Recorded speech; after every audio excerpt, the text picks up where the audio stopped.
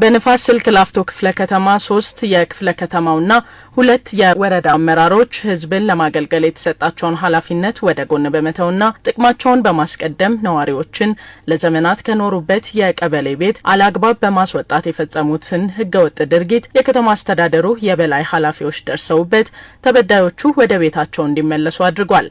ተበዳዮቹ እንደገለጹት እነዚህ የክፍለ ከተማና የወረዳ አመራሮች ለግል ጥቅማቸው ሲሉ ለዘመናት ወልደው ከሳሙበት አስተምረው ከዳሩበትና ልጆቻቸውን ለፍሬ ካበቁበት መኖሪያቸው ያላግባብ እንዲለቁ አድርገዋቸዋል። 45 ዓመት ይሆናል። እዚህ ጫካ ነው፣ ቤት የለም።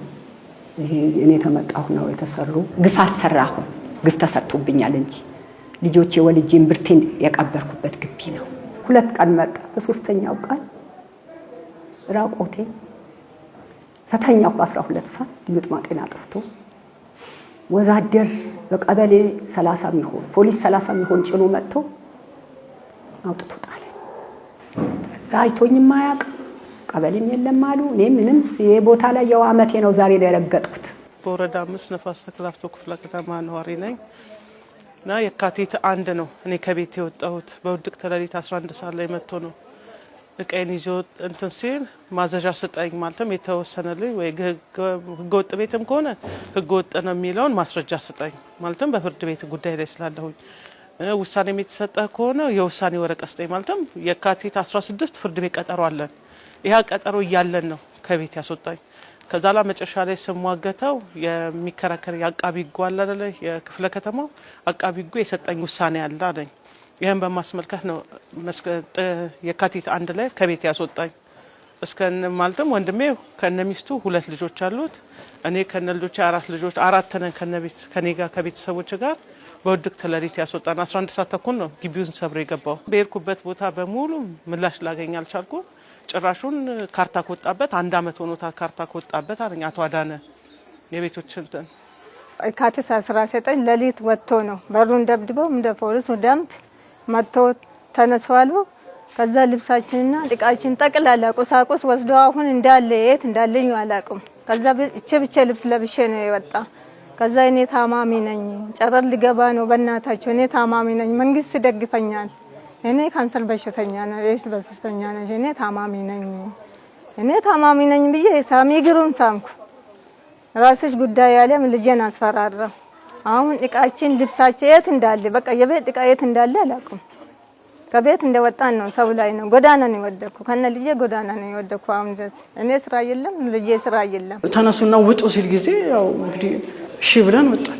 ግን የሚያሳዝነው እኛ ስንወጣ እነዚህ ልጆች ፈረሳ እስከሚጀመር ድረስ እዚሁ ከግቢ ውጪ ልጆቿንም ይዛ እኔም እዚሁ እየተንከባለልኩ ከዛ በኋላ ነው ወንድሜ በልሺ አንደኛው ወንድሜ ህጋዊ ነን ወጥተናል እንወጣለን ግን ወረቀት ስጠን አሉ።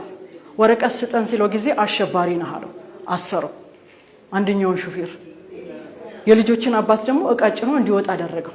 የአዲስ አበባ ከተማ አስተዳደርም የአመራሮቹን ህገወጥ ድርጊት ደርሶበት በአግባቡ ካጣራ በኋላ በነዋሪዎቹ ላይ የተፈጸመው በደል እንዲታረምና ተበዳዮቹ ወደ ቤታቸው እንዲመለሱ ከማድረግም ባለፈ ድርጊቱን በፈጸሙ አመራሮችም ላይ አስተዳደራዊና ህጋዊ እርምጃ እንዲወሰድባቸው አድርጓል። አንዳንድ በአመራር ላይ ያሉ በጣም ጥቂት የሚባሉ የራሳቸውን ፍላጎትና ጥቅም ለማስከበር ረጅም ጊዜ የቆዩ ነዋሪዎችን እንዲወጡ ነው ያደረጉት ማለት ነው።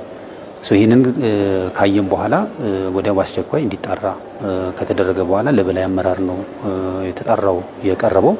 የበላይ አመራሩ ደግሞ አፋጣኝ ጉዳዩን ከተመለከተ በኋላ ወዲያው ነው አፋጣኝ ማስተካከያ እርምጃ የወሰደው ማለት ነው። የተፈጸመውንም ግድፈት በፍጥነት እንዲታረምና ነዋሪዎቹ ወደ ቤታቸው እንዲመለሱ ጭምር አቅጣጫ ነው የተቀመጠው። ከዛ ውጪ በአመራር ላይ የነበሩ እንደየ ጥፋታቸው ደግሞ ከአመራር እስከ ማንሳት ተጠያቂ ያደረግንበት ሁኔታዎች አሉ። ይሄ ይቀጥላል ማለት ነው። አጠቃላይ ደግሞ ቅጣቱን ደግሞ እንደዚሁ በህግ ጥላ ስር ያሉ በህግ የሚወስደው እርምጃ በህግ አሰራር አለው። በዛ መሰረት ደግሞ እንደዚሁ ህዝቡን ኮሚኒኬት የምናደርግበት ሁኔታዎች ይኖራሉ ማለት ነው። ተበዳዮቹም የአዲስ አበባ ከተማ አስተዳደር የበላይ ኃላፊዎች በአንዳንድ ራስ ወዳድ አመራሮች የተፈጸሙብንን በደል በመለየት ያላግባብ እንድንለቅ ከተደረግንበት የቀድሞ መኖሪያ ቤታችን እንድንመለስ በማድረጋቸው ከፍተኛ ደስታ ተሰምቶናል ብለዋል። ድል የእናንተ ይሁን። ይሄ ድል የሰራ መንግስት ክፉ አይንካ። ኢትዮጵያ ብሎ ይግባ። ወጣት ክፉ አይንካችሁ። እግዚአብሔር ድንቅ ስራውን ሰራ። እግዚአብሔር ይመስገን። አዳነች አቤቤ የሚሰጣችሁ መስ ለድሃም ባምብሳለች። እድሜና ጤና ስጣል፣ ዘሯ ይብል ይለምልም። ይሄን ነው የምለው። ደስታ ነው የተሰማኝ ዛሬ የተወለድኩ ቀን ደስታ ነው የተሰማኝ። ቃሌ ማጥረኛል። ዛሬ ካልጋ ላይ ነው የወጣ ሰምቼ ዛሬ ማለት መቼም ፈጣሪ የእውነትን ሚዛን ይዟታል እኮ። እኛ መቼም ደካሞችና እንትን ስለሆነ ነው አይደል እንዴ? ሰውም ሊያጠፋ ይችላል። እናት እንኳን ስታጠፋ ትቆነጥጣለች አይደል እንዴ? እዛ ጋር ቢበላሽም ወቅቱን ጠብቆ ደግሞ ከፈጣሪ ጋር እውነት ይወጣል። ስለዚህ መንግስትም ይሄንን የተበላሸ ነገር ወደ መስመር ማስገባቱ እንደው ከፈጣሪ ነው እንጂ ሌላ ምን ይባላል? አሁን እግዚአብሔር ይመስገን መንግስት ደግሞ አይቶኝ ለዚህ ቤቴን መልሶልኛል። በጣም አመሰግናለሁ። እድሜ ጤና ይስጣችሁ። የለውጡ መንግስት ለድሆች መኖሪያ ቤት በመገንባት የሚያስረክብ እንጂ ከቤት ድሃን የሚያስወጣ አይደለም።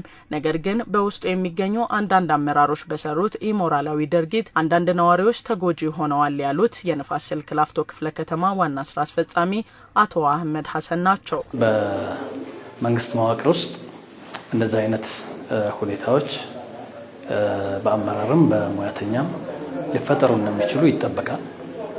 እንደ መንግስት ብልጽግና እንደምታውቁት ቤት ሰርቶ ለድሆች ሲሰጥ እንጂ ከቤት ድሃን አስወጥቶ እራሱ የሚገባበት አመራር የለውም። ይሄንን በደረስንበት ጊዜ እንደ መንግስት የማያዳግም እርምጃ የምንወስድ መሆኑን ይሄ ትልቅ ማሳያ ነው። አመራሩ የህዝብ አገልጋይ እንደመሆኑ በቅንነትና በታማኝነት ማገልገል አለበት ያሉት በከንቲባ ጽህፈት ቤት የመልካም አስተዳደር ቅሬታና አቤቱታ ዘርፍ ኃላፊ አቶ አባይነህ አመርጎ ህብረተሰቡም መሰል የመልካም አስተዳደር ችግሮችን ለመፍታት ለከተማ አስተዳደሩ ተገቢውን እገዛ እንዲያደርግ ጠይቀዋል። የምንኖረው ህዝብ ውስጥ ነው። ስናጠፋም መልካም ነገርም ስንሰራ ህብረተሰቡ በቅርበት ይከታተለናልና ስለዚህ ከህዝብ የተለየ ነገር ምንም ነገር የለም። ስለዚህ ሁሉም አመራር ይሄን ተረድቶ በተሰጠው ኃላፊነት ባገኘው እድል ህዝብን በቅንነት ማገልገል ያስፈልጋል የሚል ነገር አለ። የማይደረስበት ነገር የለም የጊዜ ጉዳይ ካልሆነ በስተቀር ማለት ነውና ይሄን አውቆ ራስን ከማስቀደም ስልጣንን መሰረት ማድረግ አላግባብ ተጠቃሚነትን ህዝብን ወደ ጎን አድርጎ እኔ ልጠቀም የሚለው ነገር ተገቢ እንዳልሆነ ከዚህ መማር አለበት ብዬ ገምታለሁ።